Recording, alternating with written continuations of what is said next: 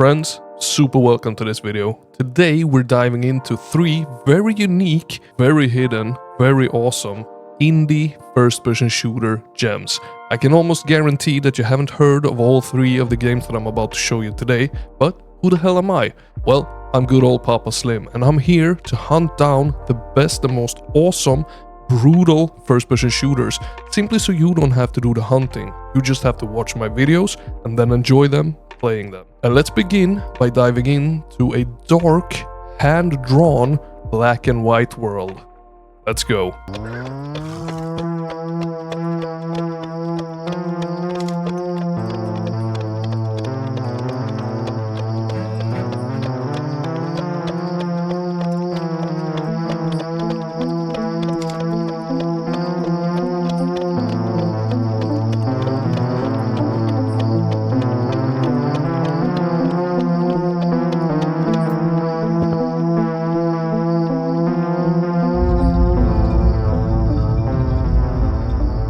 Now, the first game that I played is Kingdom of the Dead, and honestly, this one is impossible to mistake for anything else than just that.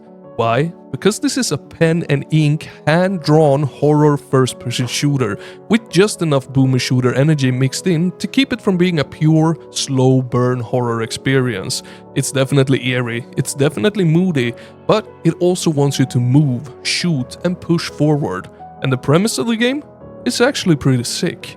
In Kingdom of the Dead, you play as Agent Chamberlain, a professor turned army general, now working for a secret government program known as the Gatekeepers.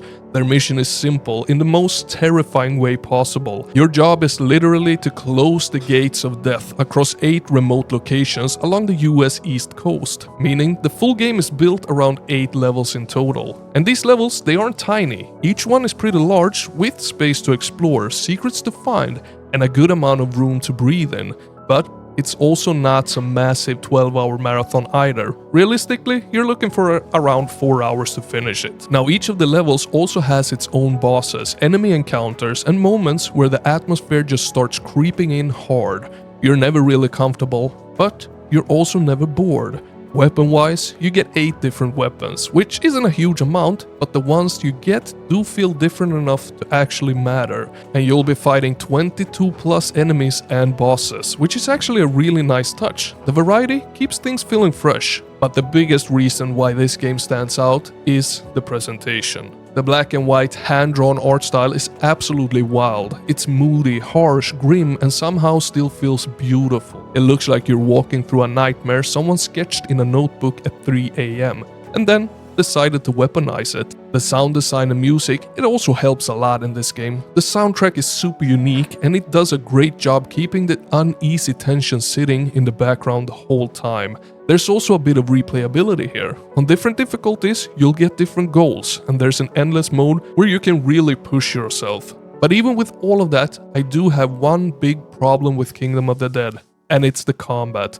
Because as cool as the game looks and sounds, the shooting doesn't always have that oomph that you want from a first-person shooter. The weapons, they work. You're getting kills, enemies are dropping, but it doesn't always feel satisfying.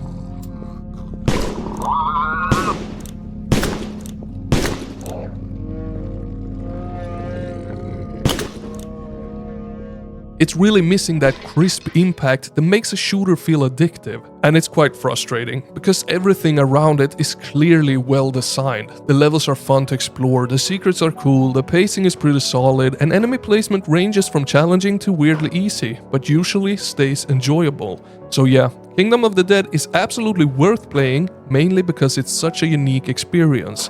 The visuals and atmosphere are on another level in this one, and it goes on sale quite often. So honestly, grab it on a discount. For half the price, it's 100% worth it. Share your thoughts on the first game down in the comments. And while you do that, let me prepare a travel into the future. A future that is on the brink of destruction thanks to a comet that is rushing towards the planet. Let's dive in to the world of sci-fi. Okay, press control to crouch. You cannot crouch in this game. Okay, now press space to jump. You cannot jump in this game. can just move around and sprint using shift.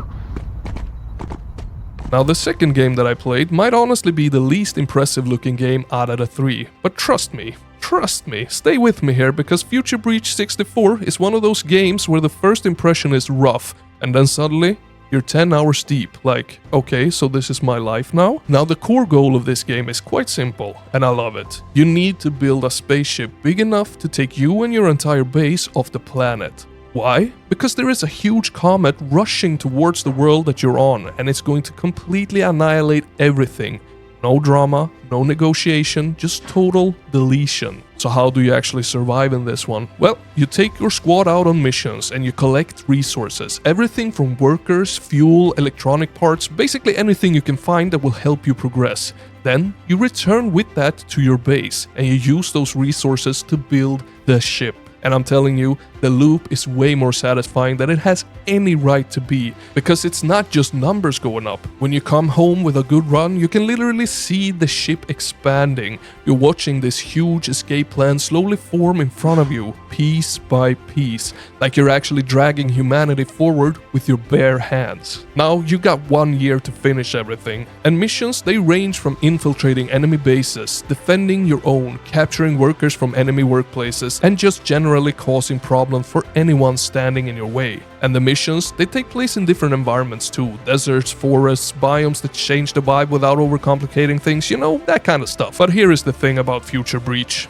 The game, it is simple. Combat is simple. Movement is simple. The AI is kinda stupid. Actually, no, it has depth, it really does, but a lot of the time it makes decisions like it's being controlled by a raccoon that just drank an energy drink. And the visuals? Beyond simple, like hilariously simple. But weirdly enough, it becomes part of the charm, and the charm hits even harder when you hear the dialogue. Because every enemy in this game sounds like they've been drinking whiskey and smoking cigars for 200 years at least. It's ridiculous. They sound half dead already. The voice lines, they are so gravely, it feels like the characters are coughing their way through the script. And I love it.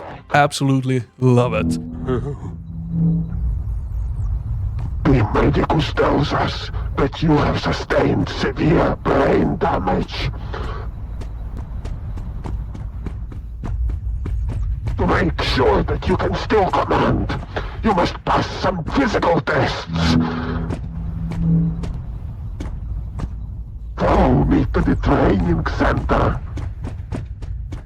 But that aside, one of the best parts of this game is that during missions, you actually command your squad, and that's when the game starts to really click with you. You can order them to help capture workers, cuff them, break doors, build turrets, destroy enemy equipment, and basically assist you in turning the mission into a full-blown operation. And once you start understanding how everything links together, it becomes a genuinely fun system. The reward loop is just phenomenal in this one. Now back at the base, you can heal up, buy new weapons, swap squad mates, choose missions, and manage food, water, and sleep. It's not overly stressful either. Early on, it becomes very manageable. However, sleep is the important one here, because when you level up, you need to go to sleep to actually unlock skill points. And those upgrades, they're simple but effective. Be stronger, need less food, get less thirsty, you know, stuff like that.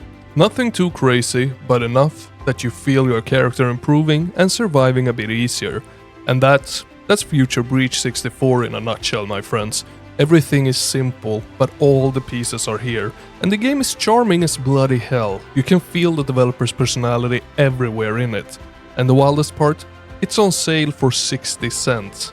And that is an absolute crime in the best possible way. Now, if the game hooks you, you're getting hours and hours of it. We got a broski called Hardwater who's like 60 hours in and still talks about it every single day. And I get why. Because I'll be honest, I probably would have dropped this early if someone didn't tell me there's more under the shell. But he was right, and I actually listened for once. So yeah, I highly recommend Future Breach 64. Even at full price, it is worth it. But for 60 cents, that's an absolute steal. Yet again, remember to drop them comments. What do you think about the first two games? And if you're liking this video, remember to hit that like. And if you want even more like it, hit that subscribe as well. And while you do that, let me prepare something special. This one is technically just a test so far, but it has some insane combat. It has some sick mechanics that makes it flow like butter melting in the sun. We all like melted butter in the sun, right? Yeah. Let's take a bath in it. Let's go.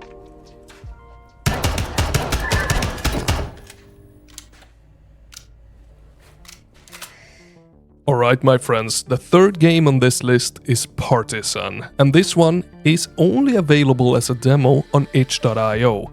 It's basically a combat demo, just 3 levels, 1 test level, 2 test level, and the third one is actually the first level of the game, but it's far from finished. So there is not a lot of content yet, but it is enough to get a really strong feel for what the game is trying to do, and honestly, this one feels extremely unique.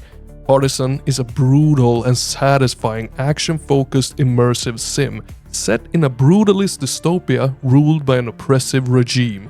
And the vibe, it is very much you are not here to blend in, you are here to rip and tear through militias, bureaucrats and gunned up quarantine zones until the world knows your bloody name. You play as a lone member of a growing rebel movement, trying to overthrow corrupt totalitarian leaders. God damn it, I hate that word. But of course, it's never that easy, because you got small militias in your way, and on top of that, there's also an infection spreading that turns people into homicidal maniacs. So yeah, the world is basically falling apart in every direction, and you're stuck in the middle trying to survive long enough to change it. Now what makes Partizan stand out isn't just the setting, it's the freedom.